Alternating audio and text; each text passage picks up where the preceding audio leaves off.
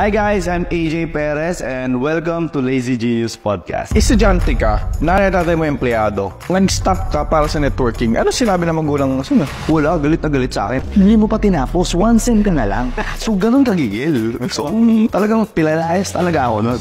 January and February noong 2020, nag-open kami ng 20 branches. Tapos isipin mo, nung huling araw, March 16 ng pandemic, March 15 may inopen pa kaming branch. Puta, 2 taon na ngayon, pandemic pa rin. Yun nakala niya. Oh. Yun nakala namin. Kaya ni-ribbon cutting muna namin. Hindi ka yung taong nauutangan talaga. Hindi talaga.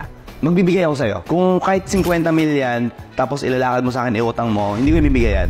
Meron ako dito, depende kung ano sitwasyon ko. Ito kaya ko, sa'yo na yan. Pautang ako ng 1M. Hindi. Ito kaya ko, yan lang kaya ko. Hindi ka, pautang ako 1M. I don't know, last year, may pinakulong akong tao. Talagang pinadukot ko sa bahay nila. Paano mo nalaman na siya yun? Parang may isang angulo doon na nung pinanood ko sa lahat, kahit hindi ako nagsasalita, iisa lang kami lahat ng hula. Na siya yun. Noon all in na siya and everyday, gumapin na talaga siya all in. Kasi tutumba na siya eh. Literal.